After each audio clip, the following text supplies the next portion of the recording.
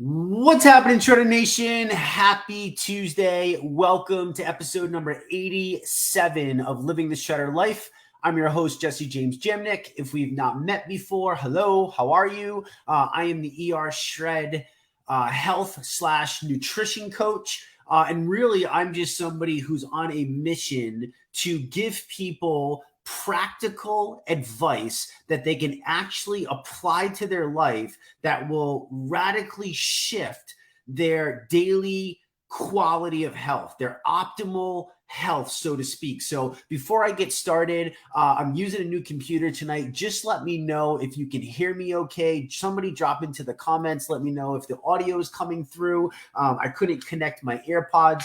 I'm not the professional Mac user, but I thought that it would just be better to use it. So before I start going crazy and giving a bunch of stuff, drop in. Let me know where it is that you're coming in from.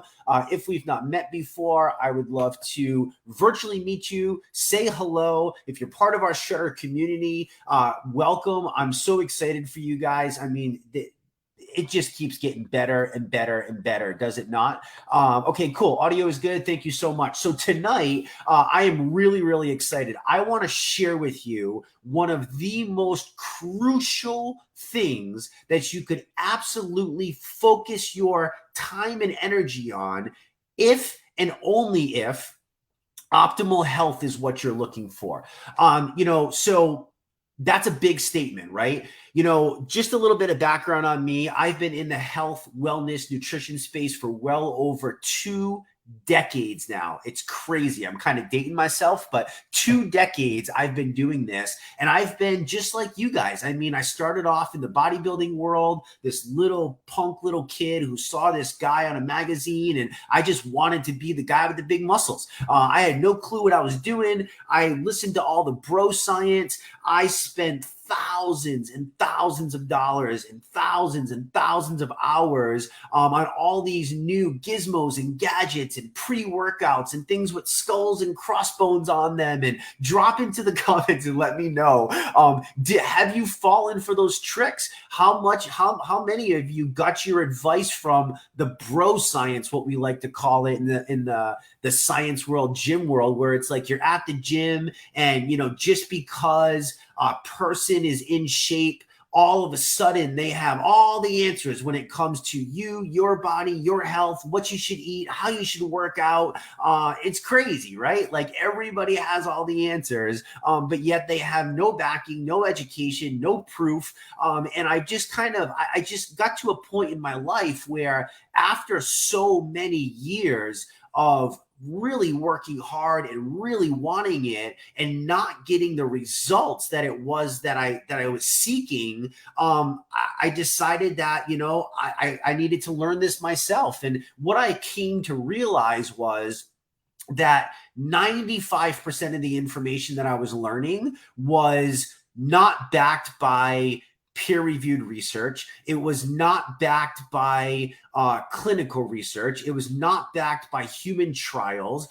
These were all things that were just either myths or stories, or because, like I said, one person, one bodybuilder got big and they figured out some sort of trick to get their body that way. They thought that they had the answers for everybody else. And what that led to was just massive amounts of just diarrhea of information all over the place. I mean, if you Google anything on health, it's one of the most searched topics that you could possibly find information on. And the problem is that 90% of it, even 95% of it, is just not realistic. Maybe there was like some research study that skewed something and they came up with some sort of observational review. And then all of a sudden that one piece of observation, because of this 20-person study, without cause and effect, all of a sudden got launched out into the stratosphere and it became mainstream. One of my last lives I shared with you guys, if you've ever heard of that whole thing, if it fits your macros, how many of you, raise your hand, drop into the comments, let me know. Have you ever heard of that before? So basically, in essence, you can eat whatever you want as long as it fit your macronutrient numbers, meaning your proteins, your carbs, and your fats. And we'll get into that here in a second, but that was a thing. And come to find out that that was actually done on accident. And, you know, these two guys who ran bodybuilding.com were getting bombarded with questions every single day. And they came up with an acronym, IIFM, if it fits your macros, as a joke. And that joke got taken and put into context, and an entire diet was created out of this. People would go around and they'd be eating all sorts of just random Pop-Tarts, cookies, you know, just all these sauces and artificial ingredients and sugars. But as long as it fit your macronutrient count, you were on your track to be healthy, right? So, you know, it's just crazy how some of this stuff comes into play, and you just got to be careful. So tonight, what I want to do is I want to share with you guys one of the 3 macronutrients. And this particular, we're going to be talking about protein tonight. I don't know what is going on with my other Facebook, but yeah, anyways. So we're going to talk to you guys about protein tonight. And protein is one of 3 what's called macronutrients. So you have proteins, you have carbohydrates, and you have fats. Okay. Now, obviously, things like your protein and your fat, protein, fat and carbohydrates are really going to provide more of an energy basis. So when you look at it like gram for gram, you have 1 gram of carbohydrate. 1 gram of carbohydrate equals 4 calories, and you have 1 gram of fat, dietary fat, equals 9 calories, and then you have 1 gram of protein that equals 4 calories. So you got protein and fat. Protein and carbs is 4, and then you have fat as 9 when it comes to the caloric index, okay? And we're not going to go too deep into that, but I just want to give you the broad basis before we start diving deeper. There's a lot of information here. I'm going to go really, really slow. I took a lot of notes. I want to make sure that I don't miss anything, and I give you guys that. So if you see me looking down, that's what it's for. If you have any questions as we go into individual topics when it comes to protein, please post them into the comments. If I miss them now, I will try my best to go back. I can't promise anything, but I will definitely do my best. So before we get into the nuances of, you know, is protein important? Does it harm us? Is there a certain amount that we should take at one point in time? You know, all these different concepts that I'm sure so many of you have heard over the course of time. Before we get into all of that, I just want to give you a little bit of background information. I'm just going to remove this from my personal because for some reason it's not playing. Well, it just goes to show you, if you are in our community, you win because it's working in there and not on my personal Facebook. So that's really who I need it for anyways. So here's the deal. Where did protein come from? Back in 1838, there was actually a Dutch chemist by the name of Gerardus Johannes Mulder. And this was the guy that the name protein was actually based off of the Greek name Proteus, and it carries implications of being first in rank or most important. First in rank or most important. I think that's because I was too late now, but whatever. First in rank or most important. This will be posted up on YouTube. This will also be live in our group forever, so you can find it there. You can also find it anywhere that we do our blogs or anything to that nature. So Heather Seeker Leonard will take care of all of that for any of you that want to know how to share it. So keep that in mind as we go through this. So way back in 1838, the name protein came from the Greek name Proteus, and it has implications of being first in rank or of importance, okay? And you're going to come to learn that it is not just of importance, it is crucial, it is non-negotiable if optimal health is what it is that you're seeking and what you're looking for. Okay, so protein, my friends, you have to understand, is a necessity for sustaining life. We would literally die without protein. Protein plays so many critical roles inside of our body. Protein's function as a proteins function as structural components, enzymes, hormones, immune factors, transporters, acid-base regulators, and neurotransmitters. Big long list, right? Blah, blah, blah, blah. So long story short, protein is freaking crucial for sustaining life. There are so many roles. I know in the media and magazine world and bodybuilding world, when I say protein, what is it that immediately comes to somebody's mind?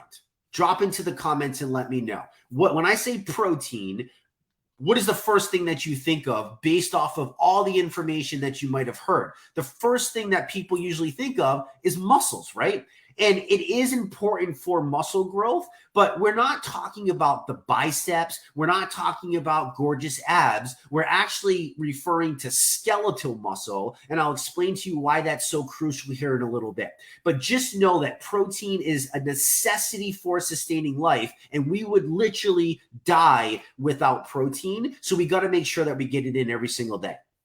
Protein, my friends, is what's considered an essential nutrient because our bodies literally can't biosynthesize enough of it to maintain optimal health and survival. So we need to make sure that we are getting in our protein sources from our diets. And quality absolutely matters. Quantity absolutely matters. And I'm going to do my best without confusing you, because that's what I feel I'm good at, is taking all this mumbo jumbo and making it make sense so you don't have to rack your brain around it, because it does get confusing when you start to see all of this, okay? When you start to understand all of it and try to figure out the science. So we got to get it from our diets. It's absolutely crucial. Protein, when people speak of protein, okay, I need you to understand what protein is. It's really, really important. All protein is 20 different amino acids that are all joined together by these little things called peptides.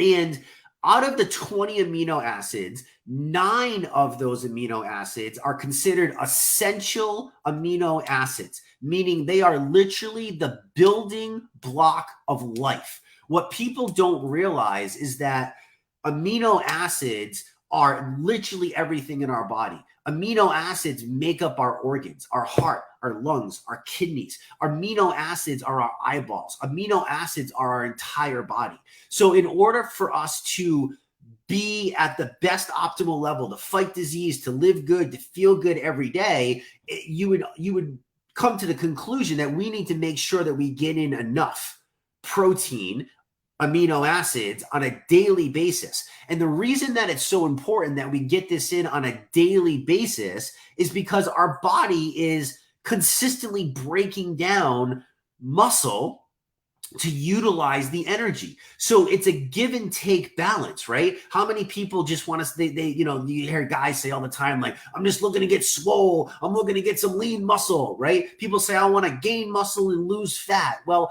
these are all things that, like, if you don't understand the fundamentals of the actual nutrient, you're not going to understand the realistic approach that you need to take in order for you to hit those goals.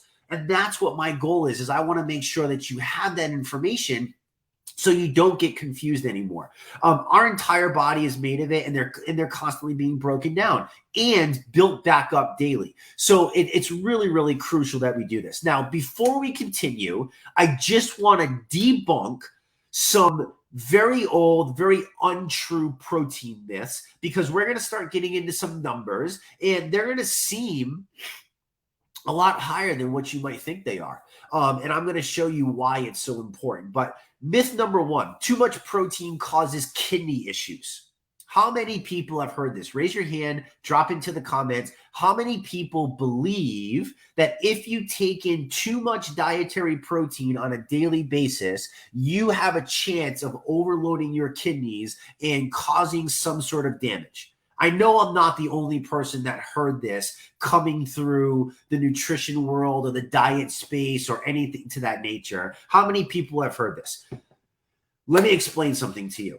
To this day, to this very day, there is not one piece of scientific literature that actually backs that nonsense. So that is a debunked bullshit myth that just is not true. And I don't know where it came from, who made it up. The only caveat to this is if you have a known kidney disease, you should speak with your doctor immediately. Pretty simple, right? So in that situation, I'm not going to give you numbers, although I do know them. I'm not going to do that because we are not treating, curing, preventing. This is not taking the place of medical advice. It's just not. Like, I'm not that person for you. I'm not your nutritionist. I'm not your doctor. I'm not your dietitian. I'm just giving you information that I've learned from really, really smart people that I've tried myself, that I've done for the last over 20 years of my life, that I've used with hundreds of clients that I've coached. Like, that's what I'm sharing with you. And you can take it and do your own research and kind of follow up. Hopefully you kind of take it because I've done that for you, but I just needed to make that happen. So there's not one piece of evidence. In fact, there's a recent 28 study meta-analysis, and a meta-analysis takes all the different research that's out there on a particular topic and combines it all together to get the most common theme and to see what actually is duplicatable and what's not. And when it comes to research, it's the creme de la creme when you're looking for information that you can actually trust, okay? So there's a 28 study meta-analysis that compared high protein intakes with normal to lower protein intakes on kidney function. And it was concluded by DeVires and colleagues that higher protein intake has a trivial to non-existent effect on kidney function. So there you go. That's a myth, and you should not be scared at all to make sure that you are trying to hit the protein numbers that I am going to share with you in the very, very, very near future, because it is non-negotiable.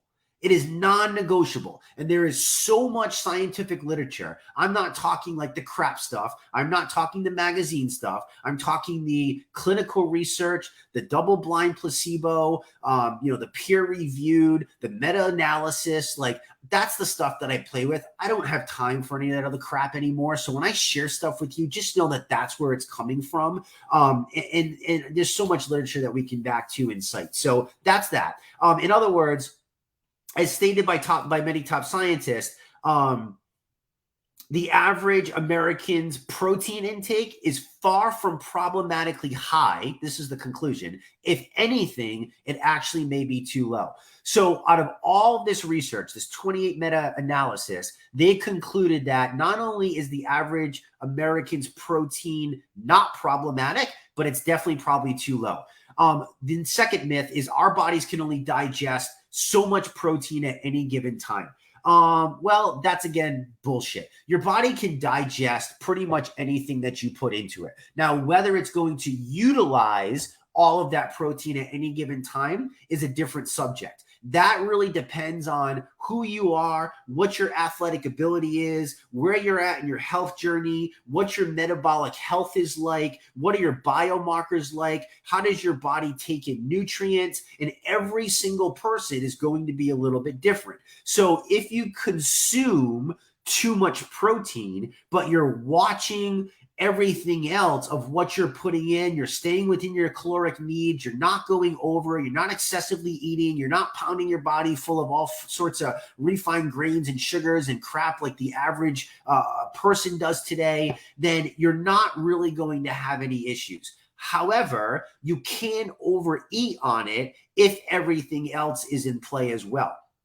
You can't overeat because, again, 1 gram of protein is 4 calories. So if you're not within your caloric needs and you're way exceeding your caloric needs, you're in a perfect situation for fat gain. If you're in a calorie deficit, obviously you're in a perfect situation for fat loss, okay? One's a surplus, one's a deficit. But the whole thing of you can overeat, like, no, actually it's actually recommended that you get anywhere from 35 to even 50 grams of protein per meal that you're consuming on a daily basis. That's actually going to help. And the older you are, the higher that number should be. The older you are, the higher that number should be, because your body has trouble starting what's called muscle protein synthesis and an activation called mTOR. And we're not going to get into all of that because it's not needed, but just know that your body actually needs more to make that happen. So it's really, really important. Okay. So that's that. Now that we got that nonsense out of the way, let's talk about the level of importance when it comes to protein. Is it most important of when we eat the protein? Is it most important that we schedule it and we put it around our training regimen, our workouts? Is it most important that we space it, or is it just most important that we get the right amount every single day? Well, according to the most updated research, and there's a lot of it, like I said, I mean, this is such a studied topic, it's just ridiculous. When it comes to the research, the level of importance when it comes to protein, number one is that, hands down, no questions asked, that you simply get the right amount of protein for your body every single day. It's literally non-negotiable. Non-negotiable. There's a lot of other things in health that are negotiable in the flexible dieting space, and I'm a big, big fan of flexible dieting, because one person's food could be another person's poison. But when it comes to protein, it is absolutely non-negotiable. You need to get it in every single day if optimal health is what you're looking for. Okay, so the amount that you get in is number one. The space that you get it throughout the day. So the whole pacing of protein, should we split it up throughout the course of the day? That comes in at number two. And so the distribution or the spacing of the protein, okay? And there's many studies that actually try to prove different aspects of this. And there's some of them that actually show a little bit of a nudge, but it takes such a far distant backseat to getting in the right amount every single day that it's so trivial that you really shouldn't worry about it. So don't worry about when it's spaced out. Don't worry about any of that.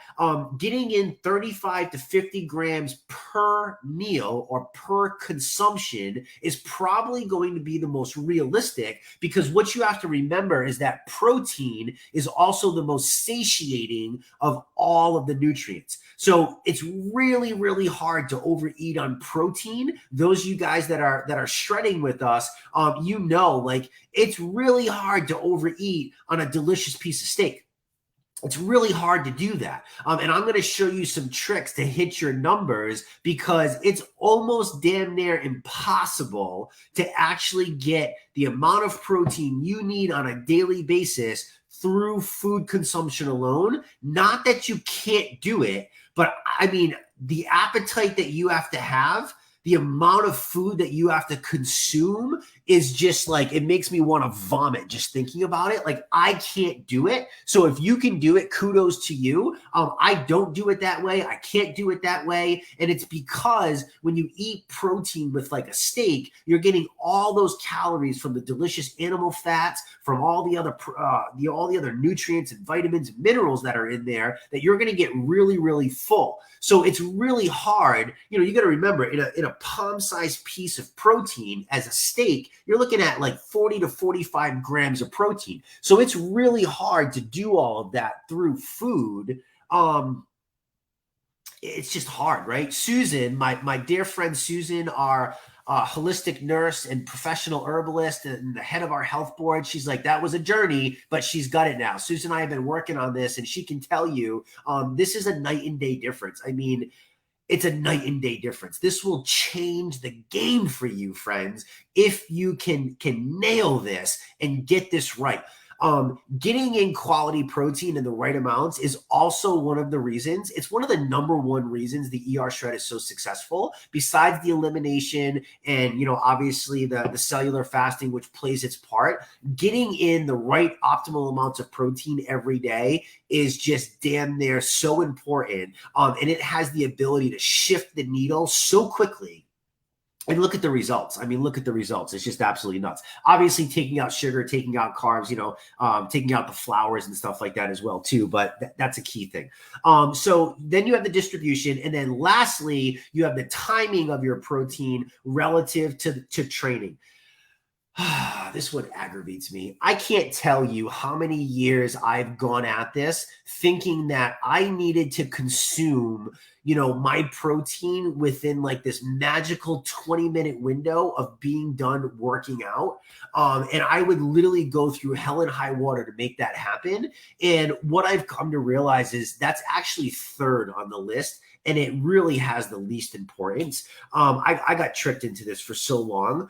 And you have to think of it, it's the only time that this would make sense. The only time that the timing after a workout would make sense is if we're talking about people that partake in exceptionally low meal frequency. So we're talking about people that do intermittent fasting on like a regular basis. These people do like what's called time window eating, where they only eat for like 6 hours in the course of a day. And the rest of the 14 hours, are spent, well, that's not 14, it's 18 hours, but the rest of those hours are spent fasting. And in that particular situation only, this does not apply to our shred protocol. This does not apply to our 2-day cellular intermittent fast. It's very, very different.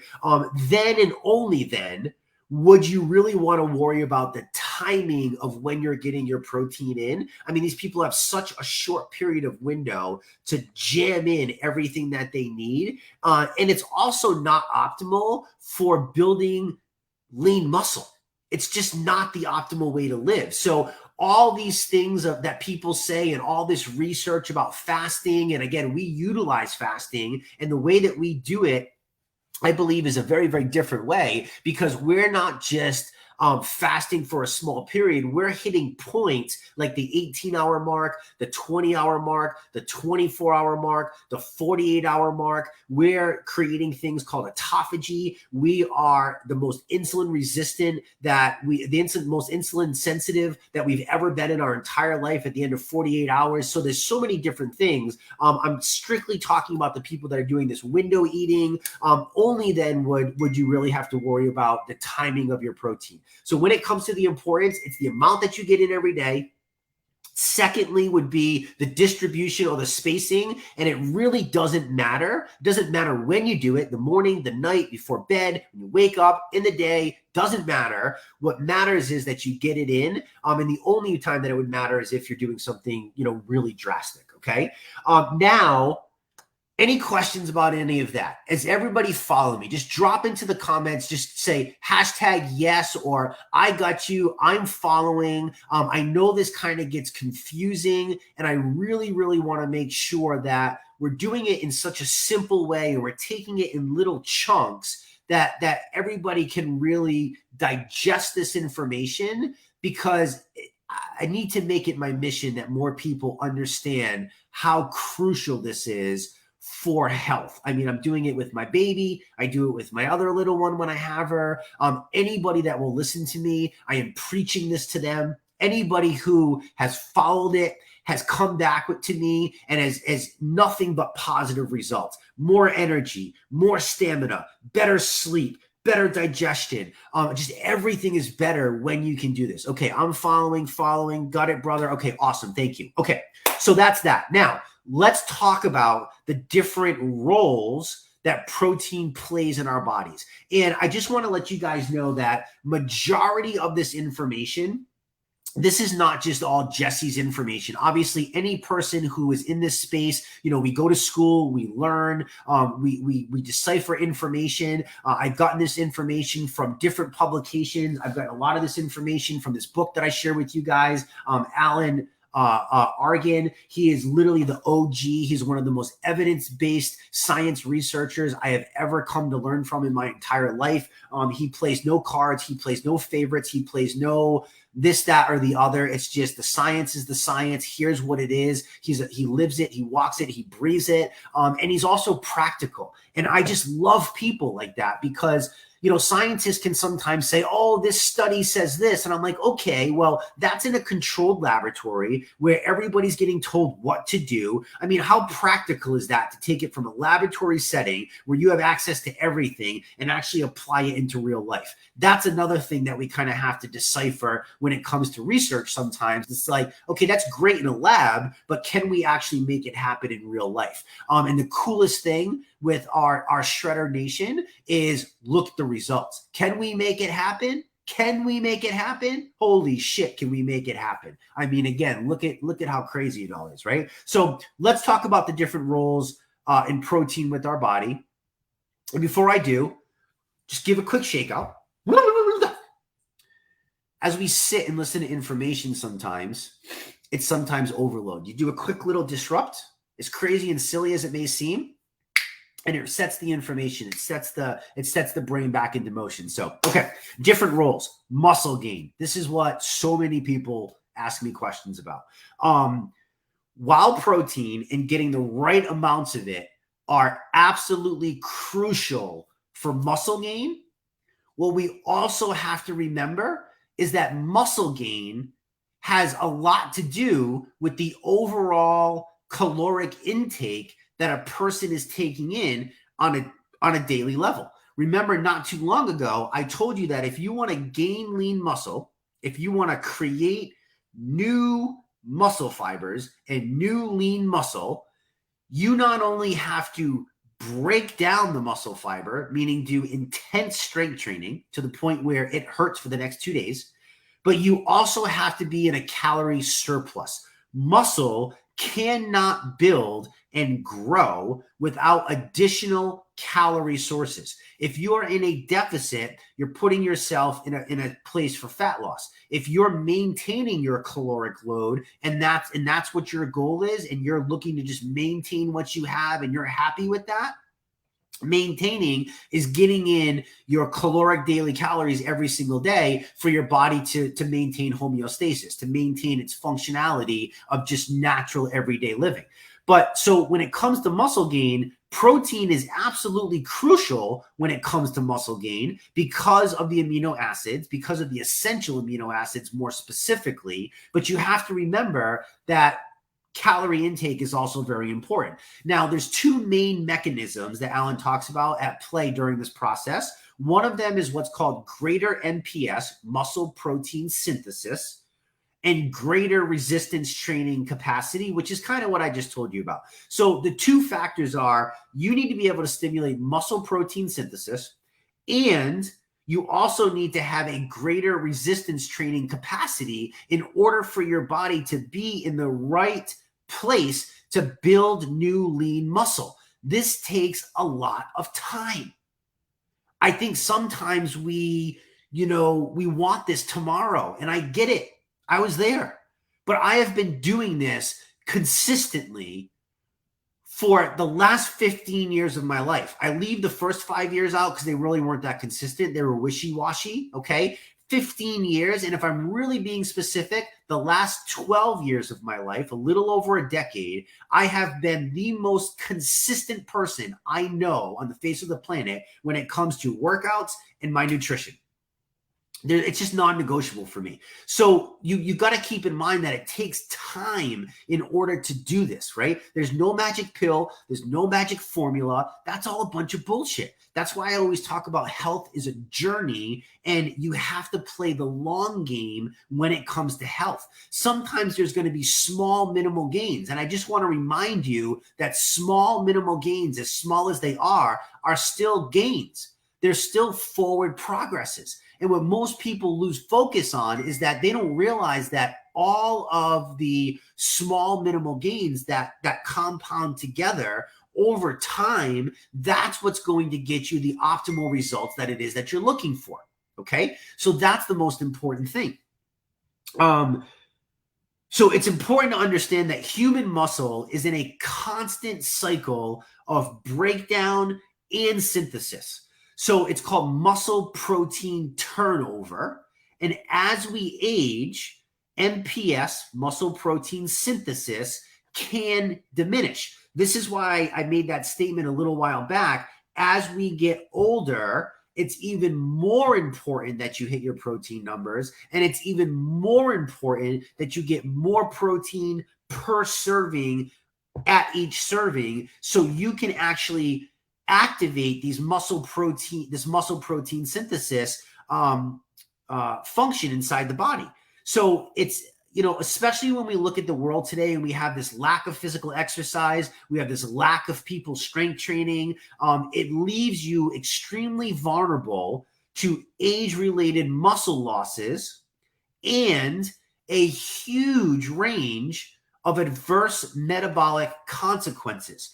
So it's that important, okay? There's many factors at play, but those are the two most important.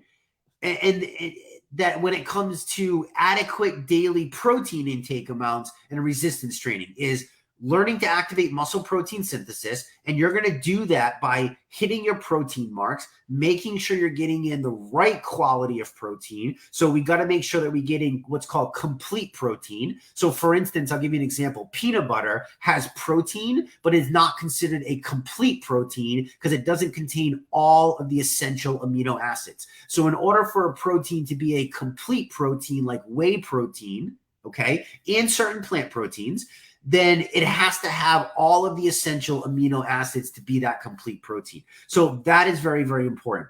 If muscle gain is your main objective, so many people have asked me about this question. So listen up, it's for you.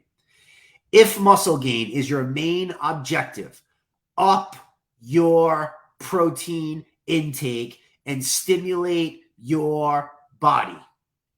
Up your protein intake, stimulate your body. I'm talking like 1.3 to 2.2 grams per pound of body weight per day. Yes, that's what I said. That's a lot of protein, okay? Now, the caveat to that is if you're a person who has a significant amount of weight to lose, so I'll give you an example. If you're 250 pounds and you're 80 pounds overweight, going for 250 grams of protein is probably going to be a bit excessive. You want to take your ideal body weight. So if your ideal body weight is 170, that's what you want to base the numbers off of, is your ideal body weight.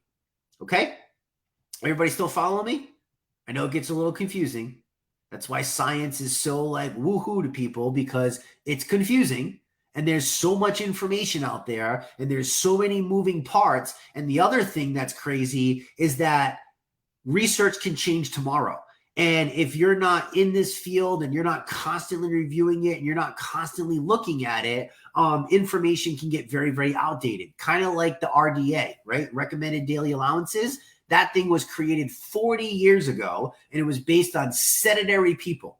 So it is literally irrelevant to anyone today. And why the powers to be won't change the recommendations. The numbers that I just gave you are literally 4 times the amount of the recommended daily allowance, the RDA. And there's so much research to back this, but yet the powers that be won't change it, right? It's just absolutely nuts. So that's that. Okay. You got all that? Okay, good. Long story short, don't be scared of protein. If you're going to take anything out of all of this, don't be scared of protein. It's not going to harm you. Make sure you're getting your absolute daily amounts every single day. It's crucial to optimal health. Okay, now I'm going to get into a topic that's a little controversial. Plant protein versus animal protein. Oh my God. We are shredders, Jesse. We eat beef. Hell yeah, we eat beef, and I eat a lot of it too. There's a reason that we eat beef, and it is definitely one of the most bioavailable, biodense, nutrient-dense foods on the face of this planet. Exclamation mark. Nothing can come close to it. Nothing can touch it. That's that. Also, we use beef because majority of people, there are really no known allergens. There are no known GI issues, gastrointestinal issues. Majority of people do very, very well on it. A lot of people who go, ooh, beef, they got some other things going on. Maybe they grew up learning. Maybe they got some false information. I don't know where it came from, but it's their information. However, I do want to be very transparent with all of you, like I always am. And I want to share with you all of the relevant information, because the best health plan for your life, the best health plan for your life is the one that makes you feel your absolute best. The best health plan for your life is the one that makes you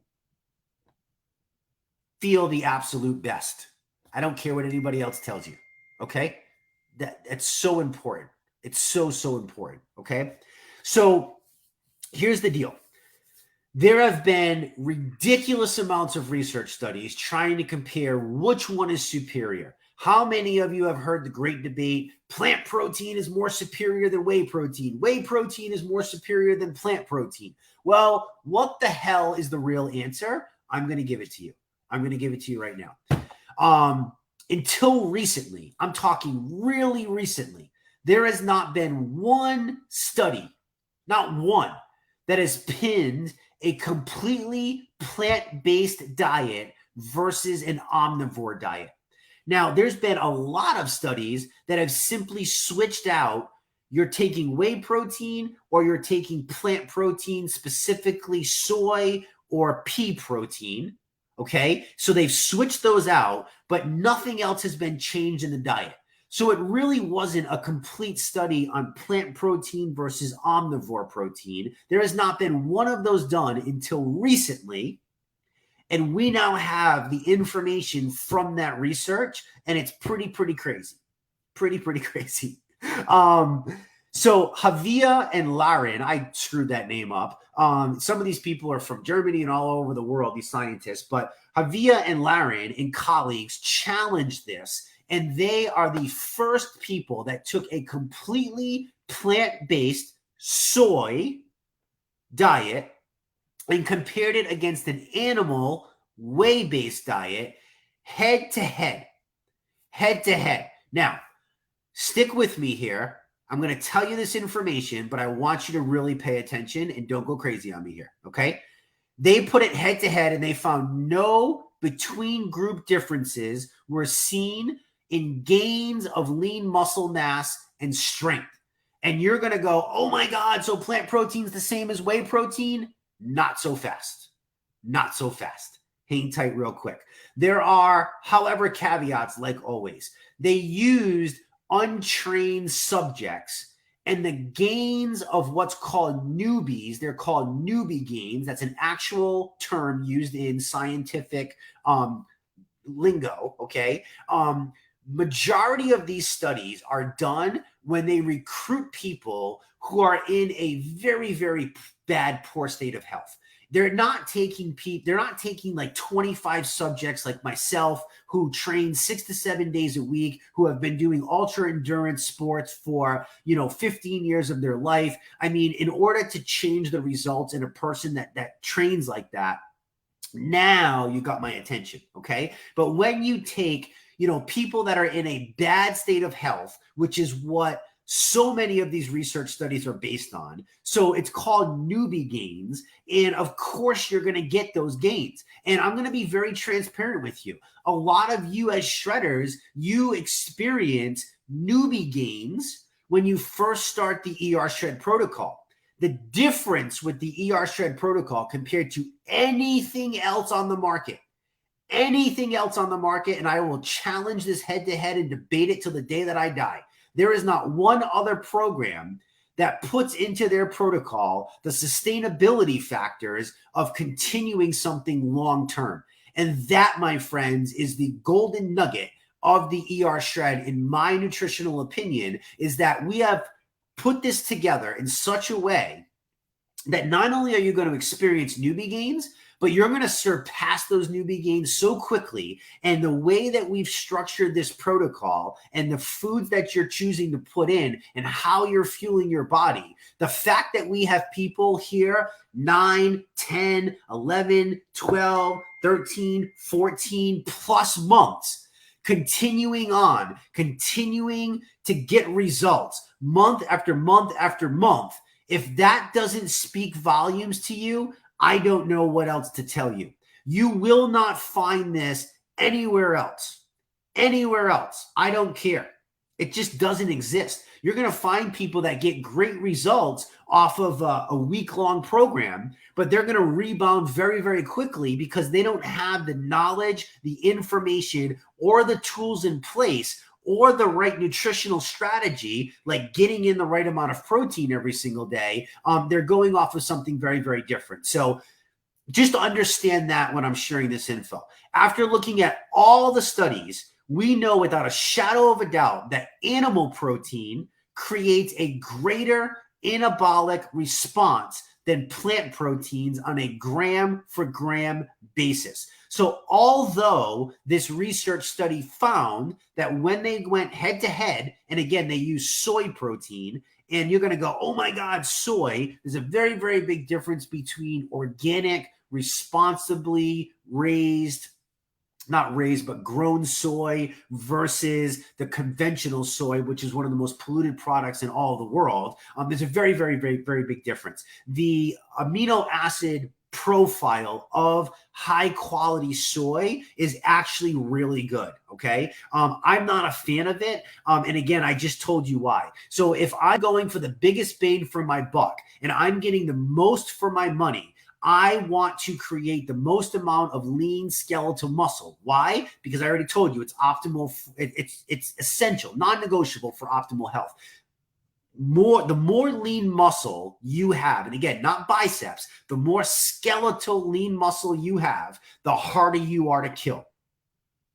So animal protein, without a doubt, crushes plant protein and creates a greater anabolic response gram for gram inside the body. We also know that animal protein is more efficient than plant proteins for the purpose of growth. And this is simply due because it has a higher EAA content, essential amino acid content. So animal protein destroys plant protein when it comes to the amino acid content, particularly one amino acid, and that's leucine. And leucine plays such a critical role in stimulating muscle protein synthesis, which I've already talked about so much in this live already. So it's really crucial that you really cherry pick. Now, this doesn't mean that after you're done with your initial shred, or after you've gotten yourself to baseline, or after you've figured out, where you're at and you're happy, it doesn't mean that you can't combine both of them to hit your goals. But for me, I'm still focused on the whey protein. I'm focused on the animal protein. I do get in plenty of plant protein as well. But for me, that's just like icing on the cake. It's like a bonus to my day. That's how I view it. I don't even look at it as my complete protein. So when I'm hitting my numbers, it's strictly from whey protein, from animal protein. It creates a greater anabolic response. I want to stimulate more lean muscle. It's a fun game for me. I'm 42 years old. I'm stronger than I've ever been in my entire life. I can't wait until my gym system gets here in my garage, like a full blown out gym that I finally got. Like, just wait. Like game on. It's game over, right? Like I can't. It's been 2 years since I've been able to do that stuff, since stupid COVID. And I can't wait for that to happen. Just watch the difference, okay? It's absolutely crazy. So that's what we know about that. And potentially, so leucine is the most critical, and it's also potentially due to other players that we find in animal protein, which are not found in plant protein. Things like taurine, carnosine, creatine, collagen, and even cholesterol. And none of those are present in any plant foods whatsoever. So if you're choosing to go on a completely plant-based diet, can you build muscle? Yes. Is it going to be drastically harder? Yes. Are you going to have to add in so many other additional supplements to make sure that you're making up for the amino acid loss that you're not getting from plant proteins that you would get from animal protein? Absolutely. If not, you're going to find yourself in a world of hurt. And that's why there's so many vegans that go 3, 4, 5 years and then they find themselves in a health crisis, because it's been shown in studies that people that get just plant protein are severely deficient in things like vitamin B12 and vitamin D, and other essential amino acids inside their body. So that's that. So again, while you can build and sustain muscle with plants, it's going to be a lot harder. You're going to have to supplement, and you're going to have to take in more grams per pound of body weight. So if you're a person that is 150 pounds and you're shooting for 1 gram of protein per day, you're doing that through animal protein, you're going to have to shoot for 165 to 170 grams of protein if you were doing that just from plants. On top of that, you have to add in all the other stuff that I just told you in order to put your body in an optimal place for optimal health. So you pick and choose, right? So again, that study says you can do it. However, there's all these different caveats, and hands down, pound for pound, your best way of going about things is anabolic animal protein and anabolic whey protein. It's just the most crucial. Okay. So I just read a comment.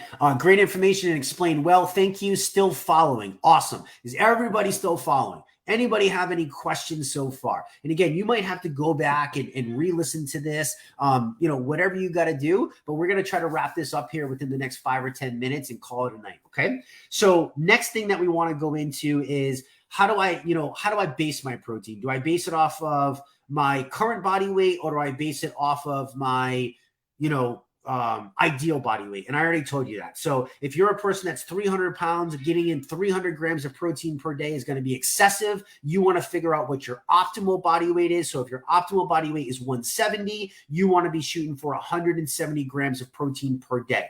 I am not a big fan of counting all your macros. I am not a big fan of counting all your calories. I am, however, a huge fan of counting your protein. Until you understand what the sufficient amount of protein is per day that you need to consume and put inside your body, you need to make that visual realization, and that would be the only time. But I don't want you to get so stuck on it that you create this form of rigidity around your dieting, because if you create something that's too rigid, it's just not going to be good for you. Okay. How can an endurance athlete thrive on all this? How can an endurance athlete thrive on all this protein? How can an endurance athlete thrive by not getting all this protein? That would be my question, actually.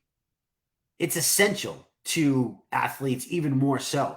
If you're an athlete, you should actually be getting more protein than the average person that's just looking to sustain daily health. So my protein, where the average person, I say, go for 1 gram per pound of body weight, I'm personally going for 1.4 to 1.7 grams. And when I get into my hardcore bodybuilding, I'm going for like 2 grams per pound of body weight. And I have done this for so long, for so many years, even when all the people said, oh, that's going to make you sick, your kidneys are going to fail, you're going to do this. And I have never once had any issues. I have never had any of my clients have any issues. I have never seen anybody with any issues. Hell, I even had somebody who had a kidney transplant, and we figured out his protein to be optimal. And because of the quality that we chose, that was there. Carb load. We're not going to get into carbs tonight. I'm going to do a whole nother thing on that, but there is a place for carbs in the endurance athlete world. But again, you have to be really specific. And the only time that timing is essential, it doesn't matter your proteins and your fats. The timing doesn't matter throughout the day. The only thing that timing would matter would actually be in an endurance environment with carbohydrates. That would be the only timing issue. Is the gram per target the same for men and women? Yes, it absolutely is the same for men and women. That was one of my points, and we'll just touch on that now. Science has shown that there is absolutely no differentiating factor when it comes to that. That was my next point, actually. There's no difference in the protein needs. The only difference is to take into account is that women, on just women being women, tend to carry more body fat than men. And in this case, the lower levels of 0.7 to 1.2 grams could then be used to get your base protein intake and then adjusted from there. But again, if you're a elite endurance athlete or you're an endurance athlete, now again, if you're an endurance athlete but you're still looking to lose weight, well, that's another whole different topic, because that you have to make sure that you're getting in your right amount of protein, but you also have to be at a calorie deficit, but not too much of a deficit that it's going to affect your endurance output. And that's, again, another whole science in itself. So, if you're lost in all of that, you might need to get yourself a nutritionist, a dietitian, a health coach, somebody who does functional medicine, somebody that can help with that. But that's that. Your ideal body weight is what your BMI is a good indication. It's not a good indication. It's kind of skewed a little bit, but your ideal body weight is, I'll find that and post that for you. And maybe Susan, if you're still on, if you can help me, like how we can find, how somebody can find or do a calculation for their ideal body weight to get to where they're at. But again, guys, a lot of this is, I really need to make sure that you guys understand that while I'm sharing this information and while I want to give you this information, I don't want you to become so rigid in your ways that this is like, your whole day. This consumes your entire thing. Like if you're 200 pounds and you're overweight and you think you should be like 150, like use 150 as your number. Yes, use common sense, use your best judgment. Maybe you can search it and find it out, but don't let it become so rigid that you drive yourself nuts. Be rigid on the amount of protein. Like don't go way under, because we know that that's not going to be good. If anything, I'd rather see you go over. Okay. Okay. So that's that. Distribution of protein throughout the day. Like I said, it doesn't matter if you do it in 3, 4, 5 meals, as long as you're getting it in. The 4 or 5 is probably more realistic for most people around training. There's fancy slogans. Don't worry about those slogans. Now what I want to do is I want to share with you guys some different numbers. Okay. And somebody was just asking about, obviously, the amount of protein that we want to get and how much of that. So let's see. Okay, here's the deal. I'm going to read it to you right from this book, okay? The general population without specific athletic or body compensation goals, aside from general health, should consume. So these are people that are just looking for optimal health. You're not looking to be the top athlete. You're not looking to be the next bodybuilder. You're just looking for quality health, general health. Okay. So we're keeping all athletics out of this. Their goal should be to consume 1.2 to 1.6 grams per kilogram per day. Maximizing muscle growth can be achieved with 1.6 to 2.2 grams per kilogram per day. So that is, in the American equivalent, 0.7 to 1 gram per pound of body weight per day. So I personally would recommend that somebody shoots for 1 gram per pound per day. If you can get 0.7, fantastic. If you have to start there because you're not used to consuming that much protein, awesome. Start there and then keep adding it in and work your way forward from there. Okay. Now, here's the next question. Somebody who asked about the athletes. An appropriate range of protein intake for athletes in a hypocaloric condition, so they're eating more calories to sustain their activity, is 1.6 to 2.4 grams per kilogram. Per the current position stands on the major scientific organizations, maximizing athletic performance requires 1.4 to 2 kilograms per kilogram a day. So based on the most current consensus on all the major scientific organizations, to maximize athletic performance, 1.4 to 2 kilograms, gram per kilogram per day. Okay. Now, if you really want to push the envelope, he goes on to say, protein needs of lean, resistant trained subjects in hypocaloric conditions are actually 2.3 to 3.1 grams per kilogram of fat-free mass. Athletes pushing the envelope psychologically under stressful conditions such as prolonged caloric deficits can use the guidelines of 2.2 to 3.3 grams per kilogram, or 1 to 1.5 grams per pound of body weight. So you simply take your current weight or your ideal body weight and multiply it by 1 to 1.5, okay, of your target body weight. Recomposition, the stimulus, loss of fat mass, and gain of lean mass has been seen with protein intakes ranging from 2.6 to 3.5 of fat-free mass. That's a lot of protein, guys. And again, that is only for the very high athletic performance. Now, listen, don't shoot the messenger. If you're going to the gym every day and you've been hitting your workouts 6 days a week, I'm very proud of you. I am so proud of you. There's still a difference between going to the gym every day and training like an athlete. You're putting your body in such a different position. You know, there's a lot of times I'll go to the gym with people and they'll say, yeah, we're going to go hard. And my definition of hard is very, very different than their definition of hard. And that doesn't mean that hard's not hard for them. But we are talking these higher numbers. We are talking the extreme levels. And the only reason I'm sharing them with you is because I want to make sure that we get the information for every single person. The average person that's going to listen to this call should only focus on the very beginning, which is 0.7 to 1 gram per pound of body weight per day. I personally would stick with 1. Okay. So that's the most important.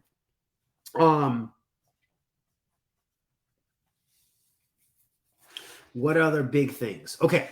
So the goal of maximizing muscle gain may warrant special attention to distribution. We talked about that. There is no important thing with distribution. Unlike with carbohydrates, like somebody talked about, which has specific applications for sport, protein timing is a relative non-factor in athletic performance. There's potential with intra-workout protein, but as long as you're getting your daily protein intake numbers, this is, again, irrelevant. So it doesn't matter in the grand scheme of things. So that's the information on protein. I know there was a lot of stuff in there, and I know sometimes it gets very, very confusing. So I just want to recap it really, really quick, just to make sure that everybody understands the basic thing.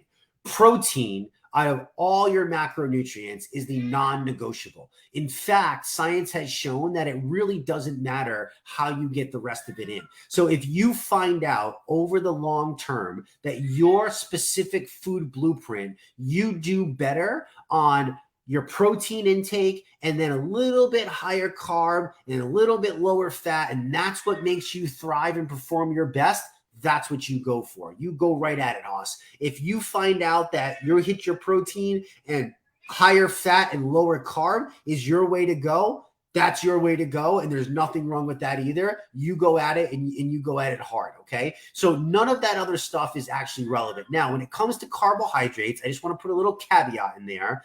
Carbohydrates are very, very widely mistaken. And carbohydrates are lumped into one group sum called carbs. And not all carbs are created equal. So there's a very, very big difference between berries and fruits and vegetables, which are all carbohydrates, and grains, flours, and pastas, which are very different, okay? So when I'm talking about carbohydrates, I'm specifically talking about the quality carbohydrates, not the highly processed, highly sugar-filled nonsense that we see all over the supermarket today and pretty much in every aisle, every checkout counter, everywhere that we go. Sadly, what is 75% of the average daily adult's diet. That's not the stuff that I'm talking about, okay? So there's many benefits to utilizing fruits and vegetables and berries. Again, I don't know where you're at in your health journey, but as you continue on with us and you start getting into 6, 7, 8, 9, 10 shreds, you can still shred and consume quality fruits and vegetables along with your animal proteins, hitting your protein marks, getting in your workouts every day, and you can still be living the shredder life. In fact, that's what I do. So if you want to know how I live life, I'm not a fan of the very high carb intake, and I'm an endurance runner. So I do utilize carbohydrates, but I utilize them very strategically. And over the years, I've learned how to time them into my training regimen, pre-race, post-race, intra-racing, intra-workout. Like, it's just been a trial and error. I've been a human guinea pig basically over the years. So that we can get into, okay? So the most important thing is that you hit your protein marks. It's non-negotiable for optimal health. That is really the whole bottom line. It's not going to cause kidney issues. You can't really take in too much. It doesn't matter what time of the day you take it. Just get the damn stuff in. As you age, it's even more crucial for you to hit your protein marks because you are fighting age-related diseases like sarcopenia, fertility issues. God damn it. Broken bones, for crying out loud. Why can't I think of the name? But most older people, you hear them falling down, they break their hip, and then boom, life is over. They end up in a nursing home, and then life just goes downhill from there. So it's so crucial that you guys get this in that I literally wanted to dedicate over an hour to explaining to you why protein, the background of protein, how much we should get in, what the most recent science says, and I hope that it served you. I hope if you take anything out of it, you just realize that protein's non-negotiable and you got to make sure that you're shooting for 1 gram per pound of body weight per day. Okay, guys, that's it. I'm going to run. I got a lot to do. I got to get a workout in. I hope that brought you some value. If you know somebody that couldn't be on, please do them a favor. Tag them in the comments below. If you think of any other questions that maybe I didn't touch on, feel free to post them. I will do my best to go back. And as always, I appreciate you being here. I will see you next Tuesday. Tomorrow, Wednesday night, is our Shred Your Testimonial call. I believe that's the one that Sean will be back for. So that's going to be exciting. And we'll catch you on the flip side. Have an awesome night. Bye-bye.